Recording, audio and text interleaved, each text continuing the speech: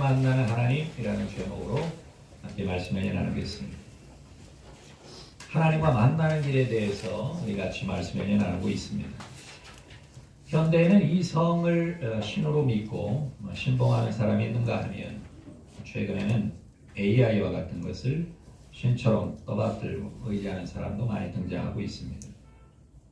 이성과 AI는 우리 삶에 필요한 자원이지만 그러나 신은 아닙니다. 그런데 사람들이 이것을 신처럼 떠받들고 있습니다.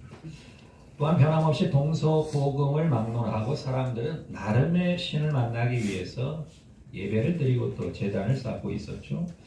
그들은 그들 나름의 신의 마음을 달래서 복을 받기를 원하고 또 병을 치유받기를 원하고 문제가 해결되기를 원합니다. 오늘 성경에도 하나님을 만나는 길이 다름 아닌 예배라고 말씀하고 있는데요.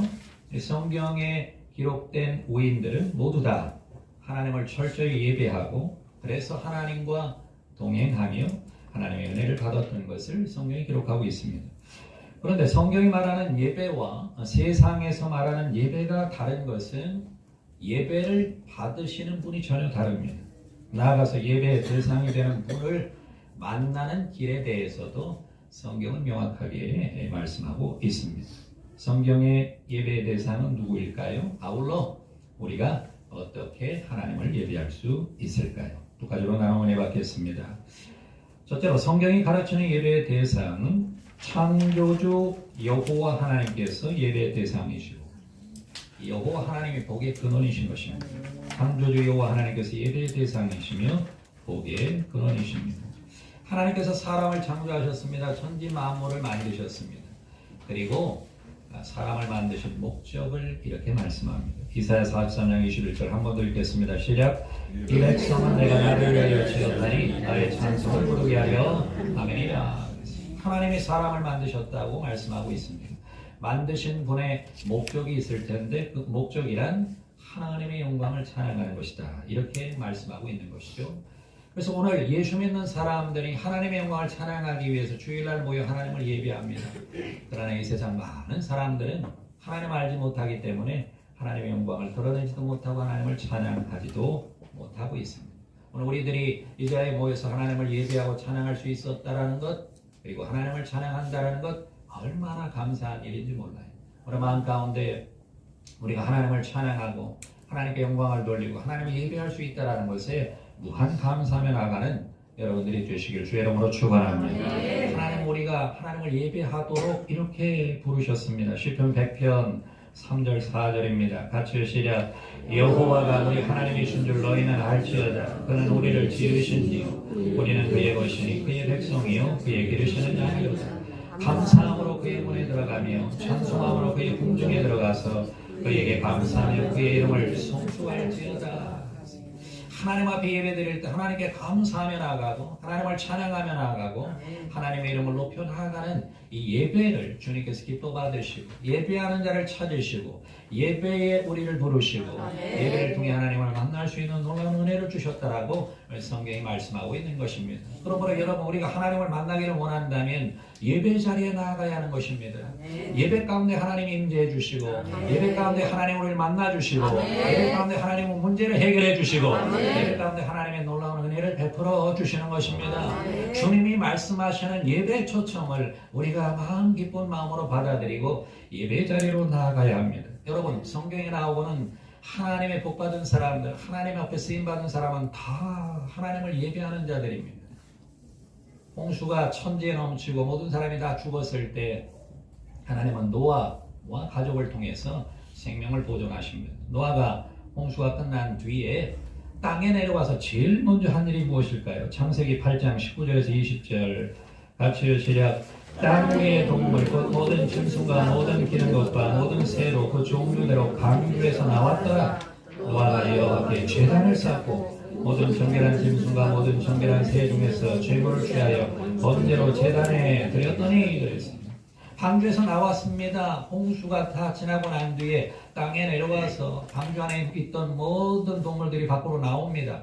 노아의 식구도 나왔습니다. 나와서 제일 먼저 한 일이 오늘 말씀해 보니까 여호와께 제단을 쌓았다라고 말씀합니다. 여호와께 제단을 쌓았다라는 건 하나님께 먼저 예배드렸다라는 겁니다.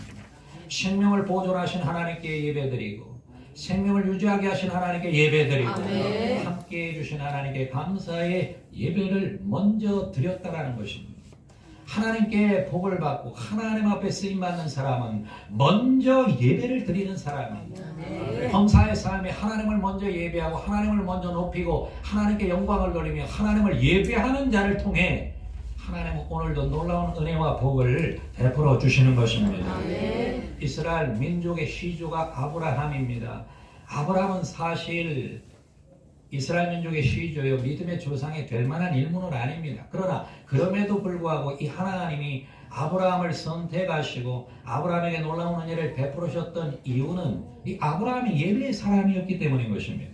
창세기 12장 7, 8절에 이렇게 말씀합니다. 같이 시작. 여호와께서 아브라함에게 나타나 이르시되 내가 이 땅을 내 자손에게 주리라 하신지라. 자기에게 나타나시는 여호와가 그가 그곳에서 제단을 쌓고 거기서 배를 동쪽 산으로 옮겨 장막을 치니 서쪽은 메대리요 동쪽은 아이라. 그가 그곳에서 여호와께 제단을 쌓고 여호와의 이름을 부르더니. 아브라함은 가는 곳곳마다 제일 먼저 하나님께 예배를 드린 것입니다. 하나님의 주권을 인정하고 하나님의 은혜가 없이는 살 수 없다는 것을 고백하고 하나님의 은혜를 받기 위해서 하나님과 동행하기 위해서 하나님의 은총을 받기 위해서 아브라함은 가장 먼저 가는 곳과 제일 첫 시간 하나님 앞에 예배를 올려드렸다라고 오늘 성경이 말씀하고 있는 것입니다. 아브라함은 가는 곳에 제일 처음 예배를 드렸어요. 오늘 우리의 삶 가운데에도 이사를 하게 되면 그 집에 처음 하나님 앞에 예배를 드리고 사업의 문이 열리게 되면 그 처음 하나님 앞에 예배를 올려드리고 범사의 삶에 하나님 앞에 먼저 예배를 드리는 자들에게 그 가정의 복이 임하고 사업장의 복이 임하고 인생의 복이 임한다는 걸 우리는 아브라함을 통해 배워야 하는 것입니다. 반대로 예배를 무시하고 하나님을 무시하고 하나님을 경시하는 자들에게 하나님이 복을 주실 수가 없는 것입니다. 구약성경에 가장 하나님 앞에 절실하게 최선을 다해 예배 올려드린 사람이 바로 다윗입니다. 다윗은 하나님을 예배하기 위해서 나라 전체를 조직해서 하나님께 예배를 올려드린 사람이 역대상 16장 37절에 40절 같이 시작. 다윗이 아삽과 그의 형제를 여호와의 언약궤 앞에 있게 하며 항상 그 궤 앞에서 섬기게 하되 날마다 그 일대로 하게 하였고 제사장 사독과 그의 형제 제사장들에게 기브온 산당에서 항상 아침 저녁으로 번제를 위해 여호와께 번제를 드리되. 다윗 시대에는 예루살렘의 언약궤 앞에서도 예배를 드렸고 또 기브온 산당의 여호와의 성막 앞에서도 예배를 드렸습니다. 그런데 이와 같은 예배를 위해서 다윗이 어떻게 했느냐?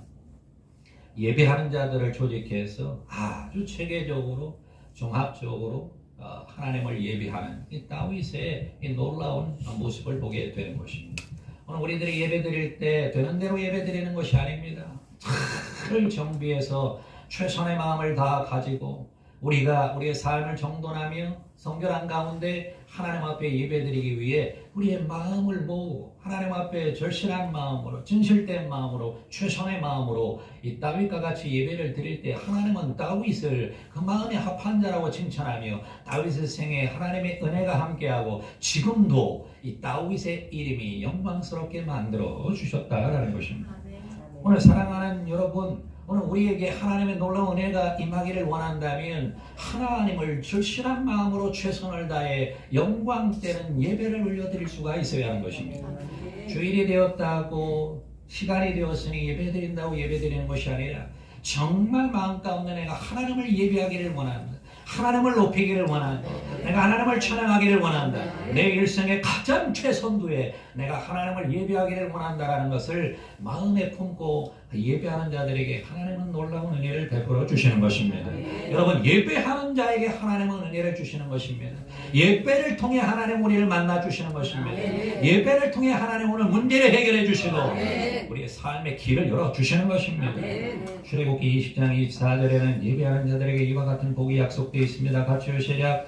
내게 토단을 쌓고 그 위에 내 양과 소로 내 번제와 화목제를 드리라. 내가 내 이름을 기념하는 모든 곳에서 내게 인하여 복을 주리라. 주님을 개념하고 주님을 찬양하고 주님을 높이고 주님을 예배하는 모든 곳에 주님이 임하셔서 복을 주시는 것입니다. 세상에 악을 행하는 장소가 있잖아요.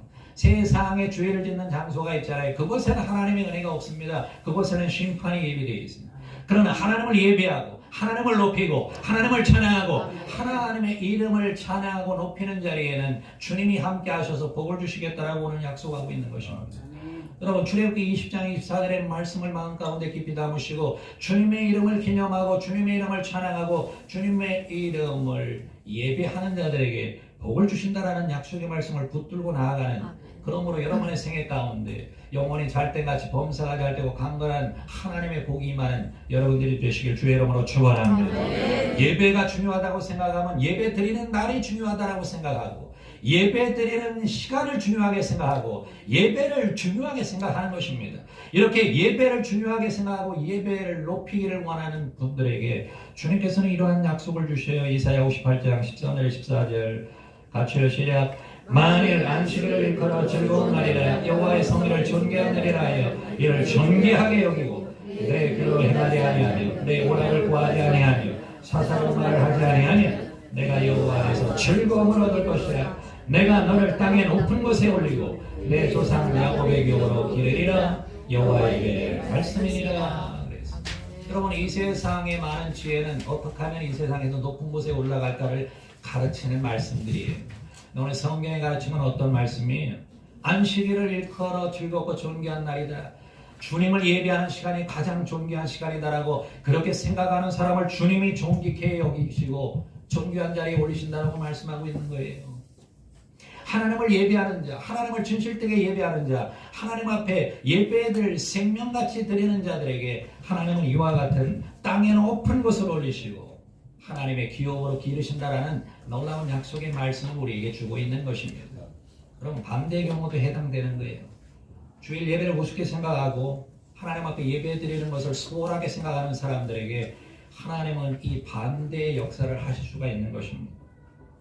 예전에 고구마 전도왕이라고 김기동 집사님이 굉장히 센세이션을 일으키고 전도법에 대해서 가르쳤던 때가 있어요. 그분이 지금은 목사님이 되셔서 미국에서 목회를 하고 계신데 최근에 제가 다시 한번 그분의 간증을 들어봤는데 너무 감동이 되는 거죠.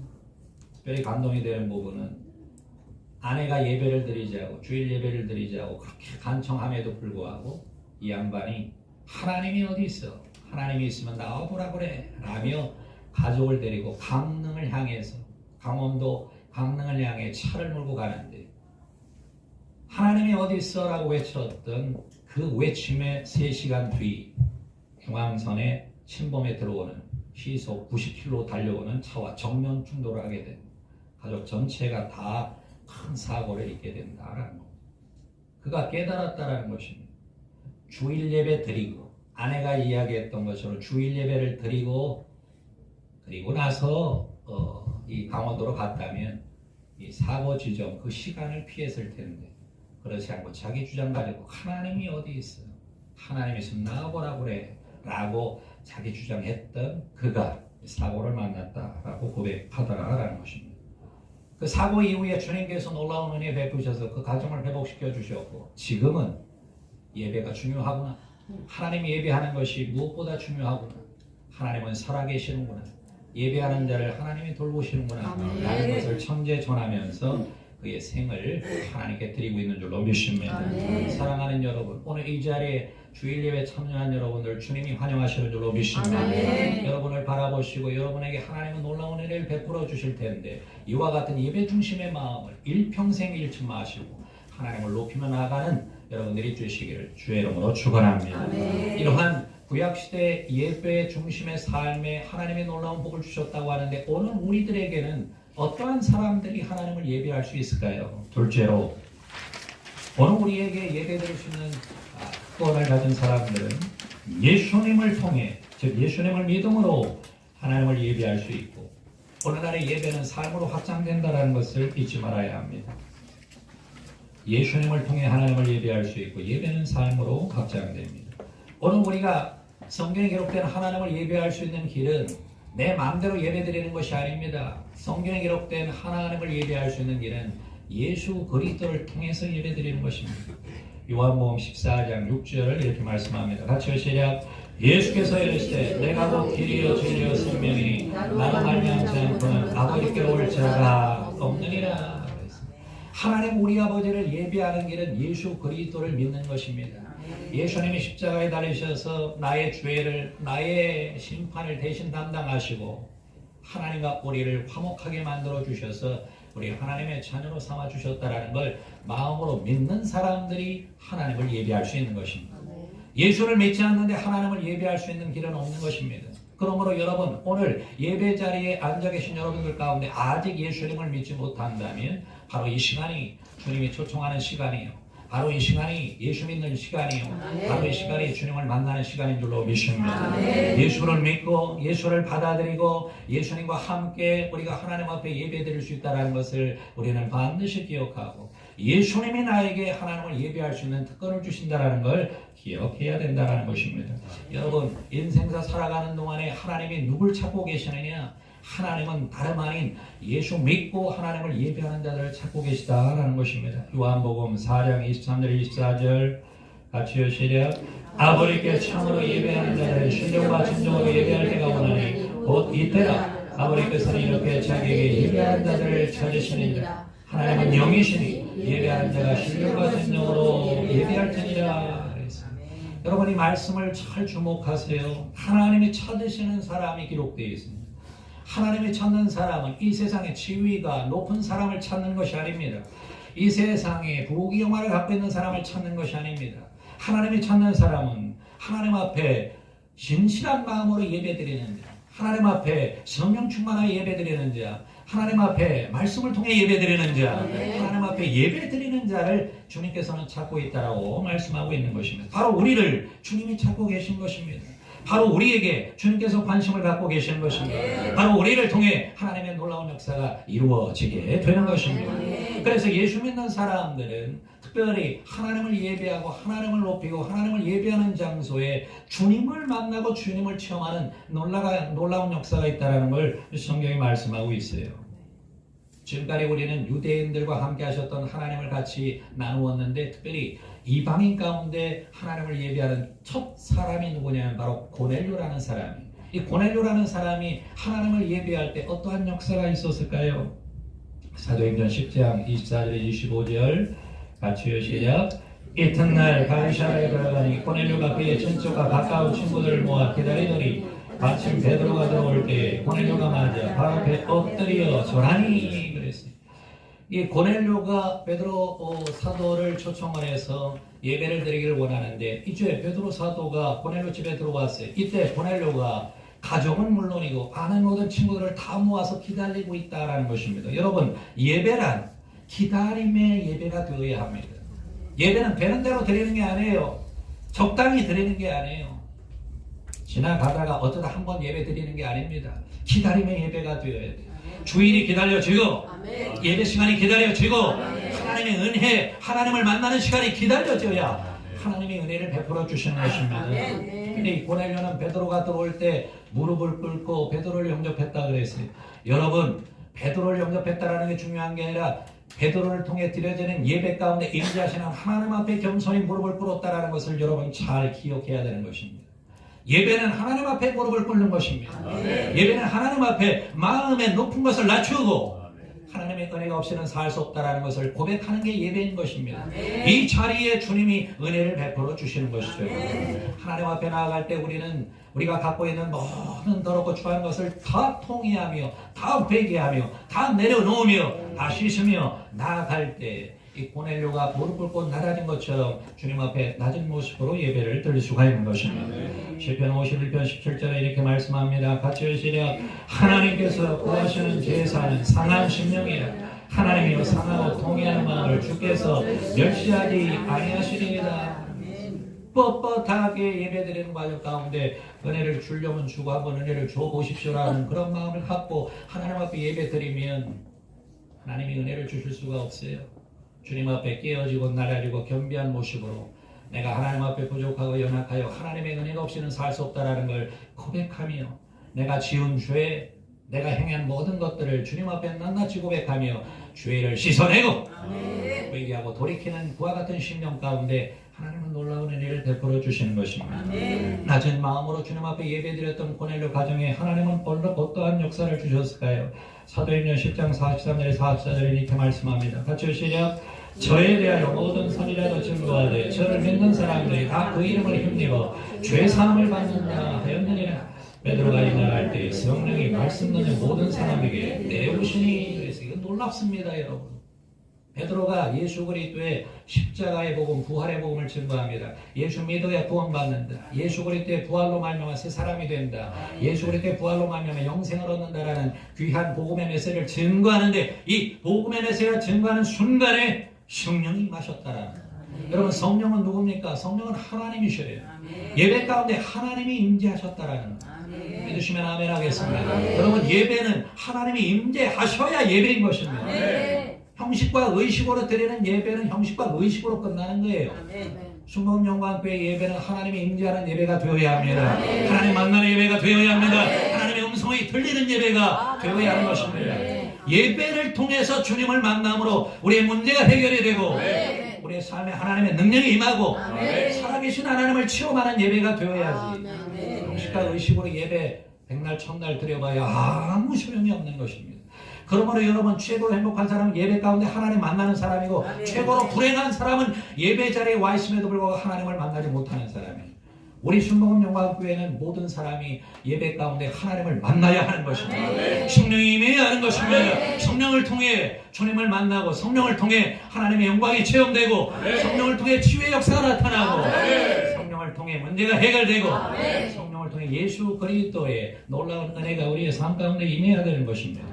여러분, 예배는 좋을 때만 예배 드리는 게 아니에요. 우리의 삶이 어려울 때도 제일 먼저 우리는 예배를 드려야 합니다. 빌립보 지역에 가서 복음을 증거하다가 그 복음 증거한 것 때문에 감옥에 갇혀요. 바울하고 실라가. 근데 감옥에서 이 바울하고 실라가 뭐하고 있을까요? 내가 주의 일을 이렇게 열심히 했는데 하나님의 날 이렇게 대우할 수가 있을까? 많은 사람이 그렇죠. 하나님 앞에 예배드리고 하나님 앞에 기도했는데 왜 지금까지 응답이 없냐고 그렇게 하나님 앞에 신경질 부리는 사람이 있습니다. 여러분, 하나님은 선하신 하나님, 궁극적으로 우리에게 좋은 것을 베풀어 주신 하나님, 하나님의 때에 하나님은 반드시 놀라운 역사를 이루어 주십니다. 그러므로 어렵고 힘들 때일수록 더 열심으로 예배하고 하나님을 찬양하고 하나님을 믿고 나아가야 합니다. 바울과 실라가 그렇게 했잖아요. 사도행전 16장 24절 26절 같이 시작. 그가 이러한 명령을 받아 그들을 깊은 옥에 가두고 그 발을 착고에 든든히 채웠더니 한밤중에 바울과 실라가 기도하고 하나님을 찬송하며 주의 수들이 듣더라. 이에 갑자기 큰 지진이 나서 옥토가 움직이고 문이 다 열리며 모든 사람의 배인 것이 다 벗어진지라. 믿으시면 아멘 하겠습니다. 바울과 실라가 갔었던 옥은 오늘 우리나라에 있는 감옥 같은 데가 아니에요. 오늘날 우리나라의 감옥은 삼시세끼 다 주고 그 다음에 그 안에서 얼마나 죄진 사람들이 편하게 있습니다. 그런데 이 바울과 실라가 들어간 감옥은요, 첫 번째 줄에 보시면 깊은 옥이죠. 지하 깊은 곳에 파서 거긴 습기가 많고 벌레도 많고 곤충도 많고 여러 가지 안 좋은 것도 많은 정말 사람이 있을 수 없는 그런 옥입니다. 거기에 바울과 실라가 뭐하고 있어요? 두 번째 줄에 기도하고 하나님을 찬송했다라는 거예요. 보통 가운데 우리가 가장 먼저 가장 우선적으로 할 일이 뭐냐? 하나님 예배하는 거예요. 고통의 삶 가운데 있을 때, 기도의 제목이 있을 때, 삶이 꼬여 있을 때, 어려움이 있을 때, 질병이 있을 때 낙심절망하지 말고 그 자리를 하나님이 임재하는 자리로 변화시키기를 원한다면, 하나님의 문제 해결하기를 원하신다면, 묶인 게 풀어지기를 원한다면 예배 드려야 하는 것입니다. 하나님의 이름을 높이고 하나님을 찬양하고 하나님께 기도하며 나아가면 살아계신 하나님이 오셔서 역사해 주시고 살아계신 하나님이 오셔서 일해 주심으로 말미암아 하나님의 놀라운 역사로 오늘 말씀처럼 옥토가 움직이고 문이 다 열리고 매인 것이 벗어지는 놀라운 역사가 함께하게 되는 줄로 믿습니다. 수많은 사람들이 묶여 있잖아요. 기도 제목이 다 묶여 있는 거 풀어달라는 기도 제목입니다. 주님을 예배할 때, 주님을 믿음으로 나아갈 때, 찬양과 기도로 나아갈 때 주님이 풀어주시는 것입니다. 주님이 열어주시는 것입니다. 주님이 역사하시면 오늘 우리의 삶 가운데에도 바울과 실라가 경험한 하나님을 21세기 이 현장 가운데서도 경험하게 되는 줄로 믿습니다. 순복음영광교회는 이와 같은 하나님을 모시고 있습니다. 이와 같은 하나님을 예배하고 있습니다. 이 하나님을 신뢰하고 의지하고 믿고 나아가며 낙심절망하지 말고 반드시 승리를 주실 하나님을 신뢰하며 나가는 여러분들이 되시길 주의 이름으로 축원합니다. 그런데 놀라운 것은 신학시대의 예배는 주일날 드리는 예배로만 끝나는 것이 아닙니다. 우리는 이 주일날 예배 드리고나 월요일부터 토요일까지도 생활 예배를 드려야 합니다. 성경은 이렇게 말씀합니다. 로마서 12장 1, 2절 같이 시작. 그러므로 형제들아 내가 하나님의 모든 자비하심으로 너희를 보내노니 너희 몸을 하나님이 기뻐하시는 거룩한 산제물로 드리라. 이는 너희가 드릴 영적 예배리라. 너희는 세례를 본받지 말고 우리 마음을 새롭게 함으로 변화를 받아 하나님의 선하시고 기뻐하시고 온전하신 뜻이 무엇인지 분별하도록 하라. 여러분 첫 번째 말씀에 몸을 하나님 앞에 제물로 드리라 그랬어요. 여러분 예배는 몸이 와서 드리는 거예요. 몸이 와서 하나님께 예배 드릴 때 몸 안에 있는 마음, 몸 안에 있는 정성, 몸 안에 있는 뜻, 몸 안에 있는 영혼이 주님 앞에 예배를 드리는 것입니다. 몸이 주님의 예배하는 자리에 있지 않으면서 예배한다는 건 거짓말이에요. 세상에 죄 짓고 있는 사람이 죄악 가운데 있으면서 하나님 예배한다. 그 말도 안 되는 소리. 왜? 그 몸이 어디가 있느냐라는 것입니다. 오늘 우리의 몸이 예배 자리에 와 있고 예배를 드리며 하나님께 영광을 돌리는 것이 그게 참된 예배인 것입니다. 아멘. 그런데 이 몸을 주일날만 드리는 게 아니라 매일의 삶 가운데 주님 앞에 드리라고 오늘 말씀하고 있는 것입니다. 여러분 월요일부터 토요일까지는 내 마음대로 사는 시간이 아닙니다. 월요일부터 토요일까지도 매일의 삶 가운데 하나님을 예배하고 하나님을 사랑하고 사람을 사랑하고 사명을 감당하는 귀한 시간인 것입니다. 이와 같은 매일의 예배를 위해서 우리와 함께 하시는 분이 성령 하나님이 성령께서 이와 같은 매일 예배를 가능하게 역사해 주십니다. 마지막 말씀 에베소서 5장 18절에서 21절 같이 시작. 술 취하지 마라. 이는 방탕한 것이니 오직 성령의 충만함을 받으라. 시와 찬송과 신령한 노래를 서로 하라가며 너희의 마음으로 주께 노래하며 찬송하며 범사에 우리 주 예수 그리스도의 이름으로 항상 아버지 하나님께 감사하며 그리스도를 경외함으로 피차 복종하라. 삶으로 드리는 예배는 대상이 두 가지입니다. 첫째는 하나님께 예배 드리는 거예요. 하나님을 사랑하고 하나님의 뜻대로 살아가는 것입니다. 두 번째는 하나님의 뜻 가운데 사람을 사랑하라는 말씀을 실천해 나가는 것입니다. 오늘 말씀 가운데 보면 성령께서 오셔서 가장 먼저 하는 것이 하나님 앞에 감사하며 찬양 드리도록 역사하신다고 말씀하고 두 번째가 그리스도를 경외함으로 피차 복종의 삶을 살 수 있도록 그래서 부부가 피차 복종하고 부모와 자녀가 피차 복종하고 나아가 사회생활 가운데 피차 복종의 삶을 살 수 있도록 성령의 역사하신다고 말씀하고 있는 것입니다. 그러므로 여러분 우리가 매일의 삶 가운데 예배드리기를 원한다면 매일의 삶 가운데 예배자로 살기를 원한다면 매일의 삶 가운데 하나님을 높이고 하나님을 찬양하고 하나님께 기도하며 하나님을 예배하는 자로 승리하기를 원한다면 성령의 충만함을 받아야 하는 것입니다. 예배 가운데 우리가 성령 충만함 받게 되면 이제 주일 예배 드리고 월요일부터 토요일까지 하나님이 원하시는 삶을 살아갈 수가 있습니다. 성령님 우리 마음 가운데 하나님을 사랑하도록 역사해 주시고 성령님 우리 마음 가운데 사람을 사랑하도록 역사해 주시고 성령님 우리 마음 가운데 사명을 감당하도록 역사해 주시고 성령님 우리 마음 가운데 하나님의 영광을 위해 살아갈 수 있도록 역사해 주시는 것입니다. 그러므로 여러분 성령님을 인정하고 환영하고 모셔드리고 의지하고 예배 가운데 성령 충만함을 받아야 합니다. 성령의 충만함을 받게 되면 주일만 예배드리는 것이 아니라 매일의 삶 가운데 하나님 앞에 예배드리고 이 예배의 삶 가운데 동행하시는 하나님의 놀라운 은혜와 복이 우리의 범사의 삶에 늘 함께하며 우리가 누리는 것뿐만 아니라 우리를 통해 수많은 사람들이 살아나는 놀라운 역사가 함께하게 되는 줄로 믿습니다. 하나님은 예배자를 찾고 계십니다. 순복음 영광교회를 찾고 계십니다. 예배의 승리함으로 하나님께는 영광 수많은 사람들을 행복하게 하는 여러분들이 되시기를 주의 이름으로 축원합니다. 기도하겠습니다. 좋으신 하나님